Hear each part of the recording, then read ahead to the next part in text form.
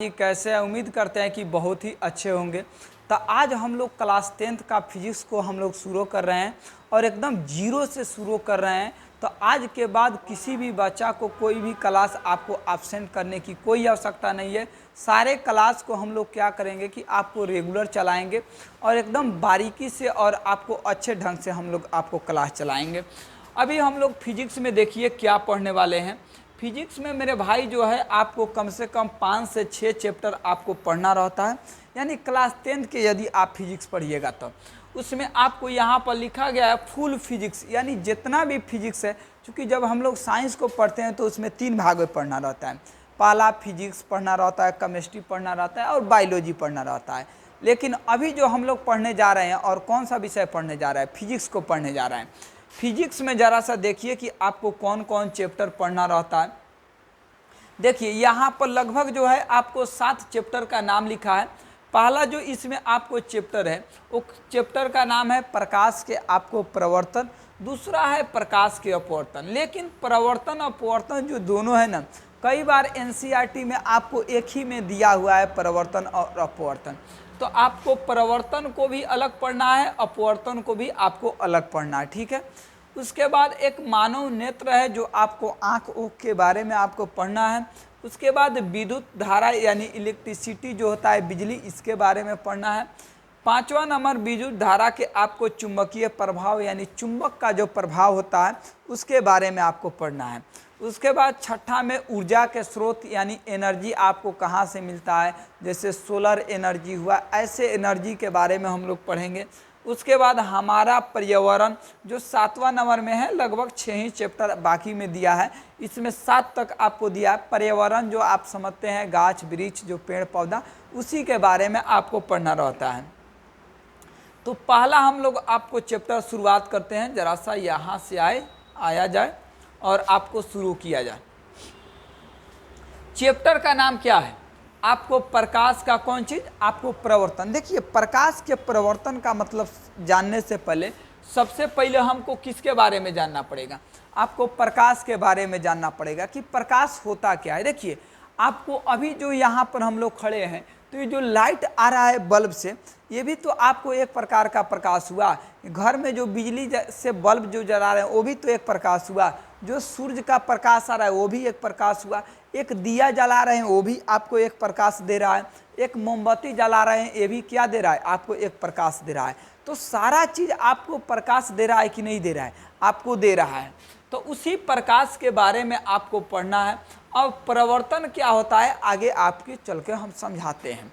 तो इस चैप्टर में जो भी पढ़िएगा आप प्रकाश के पूरा फुल डिटेल में इस चैप्टर में अध्ययन करना है। यानी प्रकाश क्या है, प्रकाश के गुण क्या है, इसके बारे में जितना भी प्रकाश के छोटी बड़ी बातें हैं सब आपको इस चैप्टर में मेरे भाई आपको पढ़ना है। सबसे पहले तो यही प्रश्न उठता है कि जब फिजिक्स पढ़ा रहे हैं यानी भौतिकी, तो भौतिकी आखिर में है क्या, उसी के बारे में थोड़ा सा समझाइए। तो लिखा गया है कि यह विज्ञान की एक शाखा है। देखिए साइंस जो है, साइंस को 3 भागों में बांटा गया है कि नहीं? फिजिक्स को, केमिस्ट्री को और किस चीज़ को? बायोलॉजी को। तो फिजिक्स एक भाग हुआ, केमिस्ट्री एक भाग हुआ, बायोलॉजी यानी भौतिक विज्ञान एगो हुआ, एगो रसायन विज्ञान हुआ, एगो क्या हुआ आपको जीव विज्ञान हुआ यानी बायोलॉजी हुआ। तो फिजिक्स जो है ये भी तो एक विज्ञान की एक शाखा है कि नहीं है? विज्ञान की एक शाखा है जिसके अंतर्गत हम लोग प्रकृति से होने वाली प्राकृतिक घटनाओं के बारे में क्या करते हैं? आपको अध्ययन करते हैं। प्रकृति का मतलब ये होता है कि जो मानव के द्वारा घटना नहीं घटित हो सकता है उसे ही क्या बोला जाता है? आपको प्राकृतिक घटनाओं बोला जाता है। जैसे आपको मौसम के बदलना, जैसे ठंडी से गर्मी, गर्मी से ठंडी, बरसात से ये आपको आंधी तूफान, क्या आदमी के बस का ये चीज़ है क्या? नहीं चीज़ है। ये सब जो है प्रकृति का देन है कि नहीं है? तो प्रकृति से जो चीज़ें बदलता है उसे क्या बोला जाता है? उसे भौतिकी ही बोला जाएगा, विज्ञान ही बोला जाएगा। बादलों का बनना, क्या आदमी बादल को बनाएगा? नहीं बनाएगा, प्रकृति ही बनाएगा। वर्षा का होना, चंद्र या सूर्य ग्रहण का लगना, चंद्र ग्रहण और सूर्य ग्रहण नहीं देखते हैं? बहुत सारे चंद्र ग्रहण होता है, सूर्य ग्रहण होता है जो हमेशा साल में लगते रहता है। तो यानी विज्ञान की एक ऐसी शाखा जिसमें हम लोग प्रकृति से होने वाली घटनाओं के बारे में क्या करते हैं, पढ़ाई करते हैं, अध्ययन करते हैं। अब आइए, अब यहाँ पर सबसे पहले जो है हम लोग प्रकाश को यहाँ पर पढ़ेंगे कि प्रकाश आपको होता क्या है। जरा सा आइए समझिए, बोल रहा है कि आपको प्रकाश क्या है, तो प्रकाश क्या है जरा सा नीचे समझिए। कह रहा है कि प्रकाश एक आपको ऐसा बाहरी भौतिक कारक है जिसके उपस्थिति में हम लोग किसी वस्तु को देखने की अनुभूति क्या करते हैं, आपको प्राप्त करते हैं। अगर प्रकाश नहीं रहेगा तो आप किसी वस्तु को देख पाइएगा, नहीं देख पाइएगा। ये जो कमरा है, अगर इस कमरा के क्या करते हैं, हम लाइट को ऑफ कर देते हैं तो आपको कोई चीज़ दिखाई देगा, कोई भी चीज़ आपको दिखाई नहीं देगा। तो किसी भी चीज़ को देखने के लिए किसकी आवश्यकता है, आपको प्रकाश की आवश्यकता है। का बिना प्रकाश के आप कोई चीज़ को देख पाइएगा, आप बिना प्रकाश के कोई भी चीज़ को नहीं देख पाइएगा। अभी जो है हम लोग सूरज के प्रकाश में जो भी आपको उजाला हुआ है, रात के समय सूरज का प्रकाश हम लोगों के यहाँ नहीं पड़ता है, जिस वजह से सारा जगह क्या रहता है, आपको अंधेरा छाए रहता है।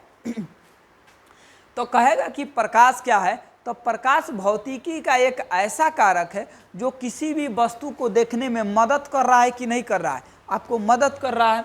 अगला है कि प्रकाश के गुण, तो प्रकाश जो है एक प्रकार के ऊर्जा का रूप है, एनर्जी का आपको रूप है, एनर्जी का रूप है। उसके बाद प्रकाश निर्वात में भी क्या करता है, आपको गमन करता है।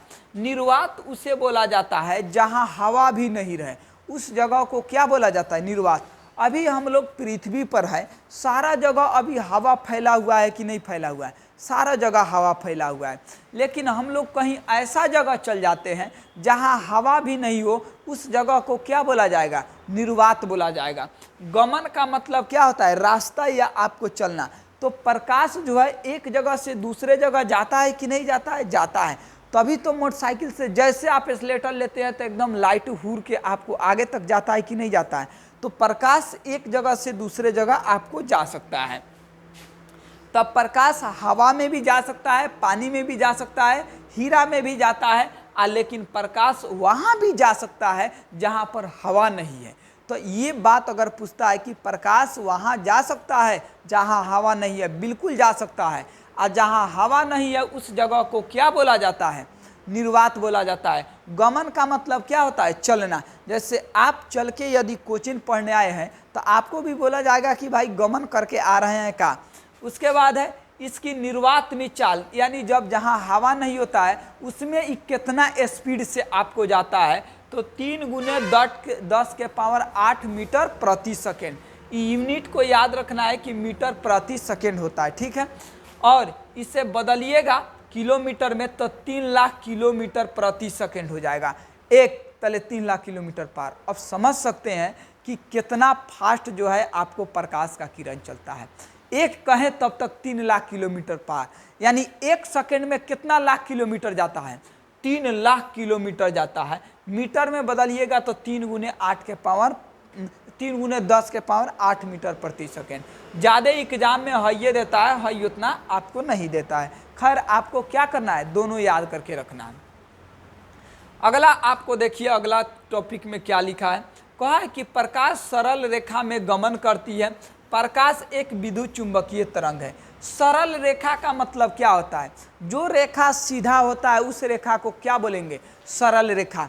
आप लोग बताइए कि ये जो अभी पेन मेरा दिख रहा है, क्या ये सरल रेखा नहीं है, एकदम सरल रेखा है। जो चीज़ें एकदम पूरा सीधा रहता है उस चीज़ को क्या बोला जाता है, सरल रेखा बोला जाता है।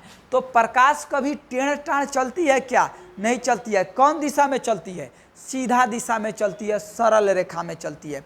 मोटरसाइकिल का लाइट जलाते हैं तो हे कोना जलाते हैं तो हे कोना चल जाएगा, नहीं जाएगा भैया, एकदम सीधा जाता है। तो प्रकाश सरल रेखा में चलती है कि टेढ़ टाढ़ चलती है, सरल रेखा में चलती है, सीधा चलती है। उसके बाद आगे लिखा गया है कि 19वीं शताब्दी में पाया गया कि, यानी 19वीं शताब्दी का मतलब ये होता है, जैसे मान लीजिए अभी 2000 कितना चल रहा है, 25, तो अभी कौन सा शताब्दी चल रहा है, 2000 आपको चल रहा है। तो आपको इधर ध्यान नहीं देना है, आपको दोनों आगवा पर ध्यान देना है। तो 2000 यहाँ चल रहा है तो ये 20 है तो एगो बढ़ जाइएगा, यानी अभी 21वीं सदी चल रहा है। तो 19वीं सदी लिखा है, इसके मतलब 1825 या कुछ होगा। तभी तो 18 से एगो आपको बढ़ना है तो क्या होगा, आपको 19 होगा। तो जब भी सदी का बात पूछेगा तो उससे एगो क्या करना है, बैक होके आपको सोचना है। तो आइए, 19वीं सदी में पाया गया कि यदि प्रकाश के पथ में एक छोटी सी वस्तु को क्या किया जाता है, आपको रख दिया जाता है, तो प्रकाश सीधे चलने के बजाय थोड़ा अपने पथ से विचलित हो जाता है। इस घटना को क्या बोला जाता है, विवर्तन नाम दिया गया है या विवर्तन बोला गया है। जैसे हम आपको समझाते हैं कि प्रकाश की किरण देखिए कैसे जाता है। यहाँ से आप लाइट को जलाइएगा, ठीक है, लाइट को जला रहे हैं, यहाँ पर एक पत्थर रख दीजिए, तो क्या आपका लाइट इस पत्थर को छेद कर पार कर जाएगा, नहीं जाएगा। यहाँ पर आएगा, टकराने के बाद इधर मुड़ जाएगा कि नहीं मुड़ जाएगा। तो प्रकाश आ रहा है, इसके रास्ते में एक छोटा सा आप कोई टुकड़ा डाल दे रहे हैं जिससे प्रकाश आर पार नहीं कर रहा है, और उससे प्रकाश टकरा के वापस अलग अलग दिशाओं में चल जाता है। इसी घटना को क्या बोला जाता है, विवर्तन बोला जाता है। तो समझ आया कि नहीं आया। यानी जब प्रकाश जा रहा हो और उस रास्ते में किसी वस्तु को रख देते हैं जिससे प्रकाश आर पार नहीं करे और वहाँ से टकरा कर अलग अलग दिशाओं में चल जाता है, इसी घटना को क्या बोला जाता है, आपको विवर्तन नाम दिया गया है। समझ आया कि ना आया विवर्तन। आगे आइए, ऑनलाइन वाले ध्यान से चलिए, आइए आगे वाला टॉपिक थोड़ा सा समझिए। प्रकाश स्रोत क्या है। देखिए, स्रोत का मतलब सबसे पहले हम पूछ रहे हैं, आप मेरे यहाँ पढ़ने आते हैं, आपको इनकम का स्रोत क्या है, पैसा का स्रोत क्या है, तो कहिएगा सर मेरे पिताजी कमाते हैं, वहीं मेरे पैसा का स्रोत है। क्या आप कमाते हैं, नहीं कमाते हैं। तो स्रोत का मतलब कहाँ से आ रहा है आपके घर का इनकम। बात समझे कि नहीं। तो यहाँ स्रोत का मतलब यहाँ प्रकाश के स्रोत से बात हो रहा है। तो जहाँ से प्रकाश निकलता होगा वही स्रोत होगा इसका। आपके घर के पैसा कहाँ से, आपके पापा जी देते हैं, तो आपका स्रोत आपके पापा जी हुए। तो इसका स्रोत कौन होगा, मोमबत्ती होगा, बल्ब होगा कि नहीं होगा, दिया होगा कि नहीं होगा, क्योंकि वहीं से प्रकाश जो है आपको क्या करता है, निकलता है।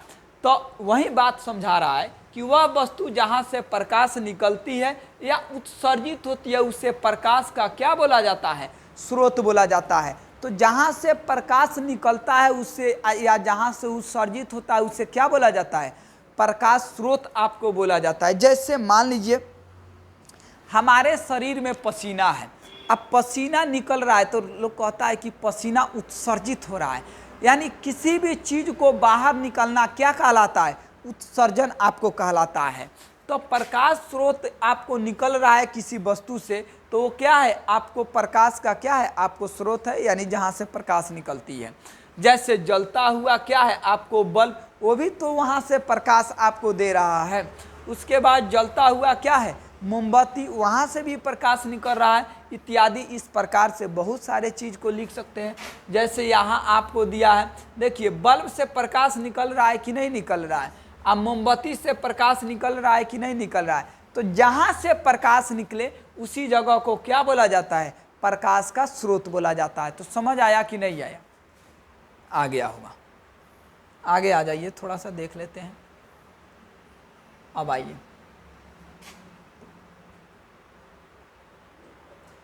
आगे कौन है, आत्मदीप्त पदार्थ किसे कहते हैं। देखिए, आत्म का मतलब क्या होता है, आत्म का मतलब होता है खुद, दीप्त का मतलब क्या होता है, जलना, यानी दीपक।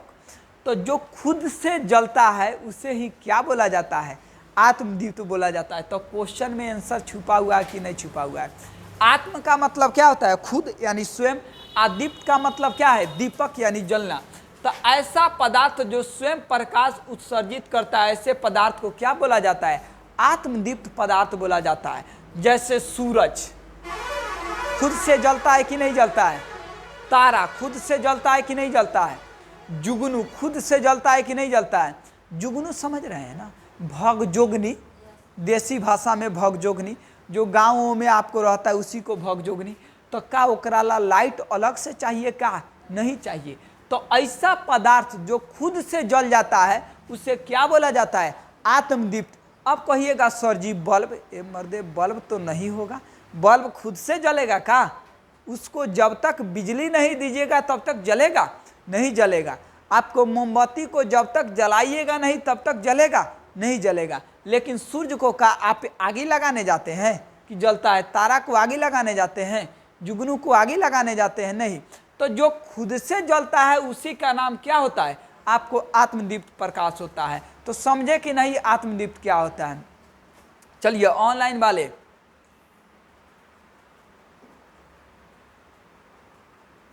अगला आइए। आत्मदीप्त के बाद क्या है, अदीप्त।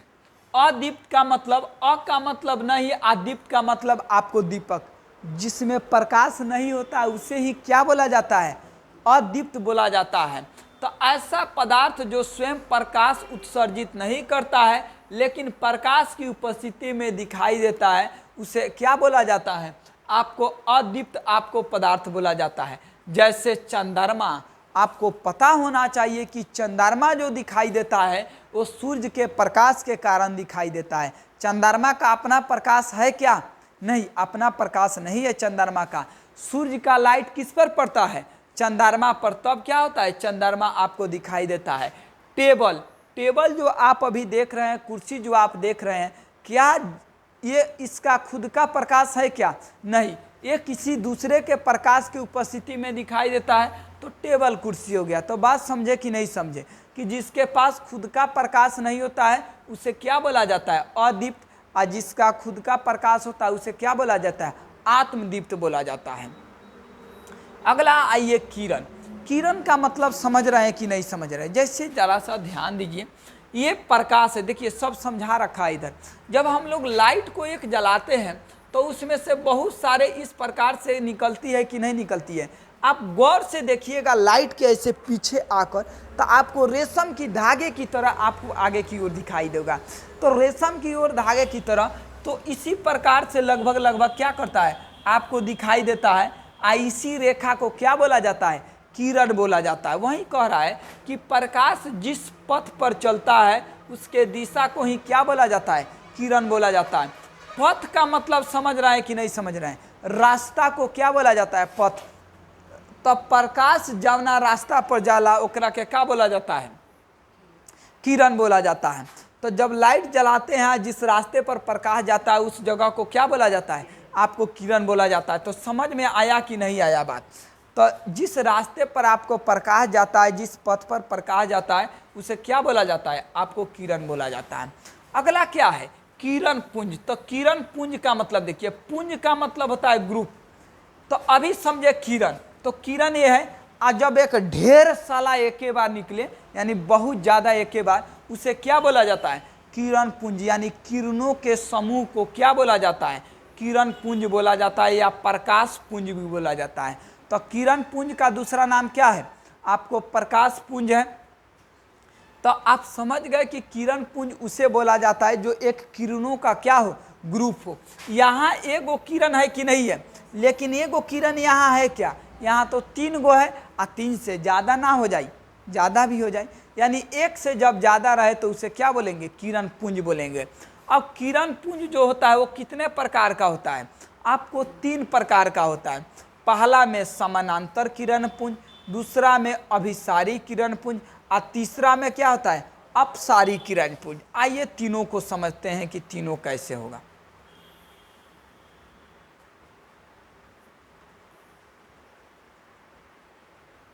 यही पढ़ना, चलिए आइए।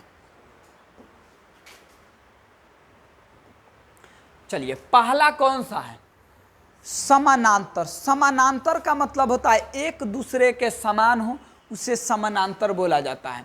वैसे किरण पुंज जिसमें सभी किरणें आपस में क्या हो, समानांतर हो, उसे क्या बोला जाता है, समानांतर किरण पुंज। जैसे मान लीजिए ये एक किरण है, यहीं पर ये भी एक किरण है, ये भी पर एक किरण है, ये भी पर, तो ये एक दूसरा के समानांतर आपको जा रहा है कि नहीं जा रहा है, सब एक दूसरा के आपको समानांतर जा रहा है। तो इसे कौन सा किरण पुंज आप नाम दीजिएगा, समानांतर किरण पुंज। ऐसे किरण पुंज जो एक दूसरे के समानांतर जा रहा है उसे कौन सा किरण पुंज बोला जाएगा, समानांतर किरण पुंज।